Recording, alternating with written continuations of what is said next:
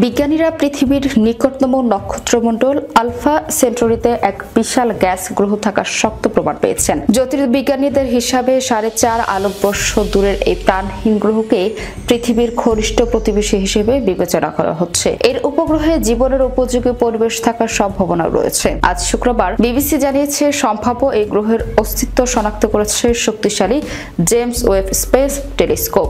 2024 সালের আগস্টে গ্রহটি প্রথমবার মতো ধরা পড়ল। পরবর্তী পর্যবেক্ষণে এটি অদৃশ্য হয়ে যায়। জ্যোতির্বিজ্ঞানীরা এখন আবারও পর্যবেক্ষণ চালিয়ে যাচ্ছেন আর অস্তিত্ব নিশ্চিত করতে অক্সফোর্ড বিশ্ববিদ্যালয়ের মহাকাশ যন্ত্রবিদ্যার সহযোগী অধ্যাপক ডক্টর কার্লি হাউইট বলেছেন, 4 আলোকবর্ষ মহাকাশের হিসাবে খুব বেশি দূর নয়। এটি আমাদের মহাজাগতিক মহল্লায়। সবচেয়ে গুরুত্বপূর্ণ বিষয় হলো এটি সূর্যের মতো উজ্জ্বল ও তাপমাত্রা সম্পন্ন একটি নক্ষত্রকে কেন্দ্র করে ঘুরছে। বিজ্ঞানীরা ধারণা করছেন গ্রহটি আমাদের সৌরজগতের বৃহস্পতি বা শনির মতো একটি গ্যাস দৈত্য, যা ঘন গ্যাসে আচ্ছাদিত। সরাসরি জীবনের উপযোগী না হলেও এর চারপাশে থাকা উপগ্রহগুলোতে জীবন থাকার উপযুক্ত পরিবেশ থাকতে পারে। সৌরজগতের বৃহস্পতি ও শনি গ্রহের কিছু বরফাচ্ছন্ন উপগ্রহের মতো সম্ভাব্য গ্রহটির উপগ্রহে প্রাণের সম্ভাবনা খতিয়ে দেখা যেতে পারে।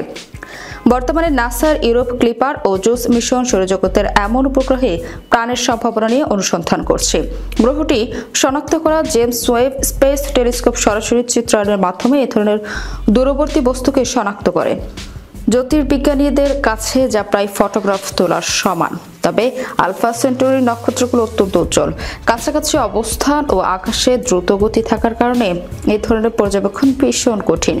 প্রথমবার শনাক্ত হওয়ার পর গ্রহটি পুনরায় দেখা না যাওয়ার কারণ হতে পারে। এটি হয়তো তখন নক্ষত্রের আড়ালে ছিল বা খুব কাছাকাছি অবস্থায় ছিল, যা শনাক্ত করা অসম্ভব করে তুলেছে। ডক্টর হাইটেটের ভাষায় এই ধরনের পর্যবেক্ষণে খানিকটা ভাগ্যেরও প্রয়োজন হয়। জ্যোতির্বিজ্ঞানীরা আশা করছেন 2027 সালে কার্যক্রম শুরু করতে পারে। নাসার নতুন গ্রেস রোমান স্পেস টেলিস্কোপ দিয়ে এই গ্রহের বিষয়ে আরও তথ্য পাওয়া যাবে। পাশাপাশি জেমস ওয়েব স্পেস টেলিস্কোপের ভবিষ্যৎ স্পেকট্রাল ইমেজিং বিশ্লেষণ গ্রহটির রাসায়নিক গঠন এবং সম্ভাব্য উপগ্রহের বাসযোগ্যতা সম্পর্কে স্পষ্ট ধারণা দেবে। এই আবিষ্কার নিশ্চিত হলে এটি হবে পৃথিবীর সবচেয়ে নিকটবর্তী দ্বৈতাকার গ্যাস গ্রহ, যা মহাকাশে জীবন খোঁজার নতুন দুয়ার খুলে দিতে পারে।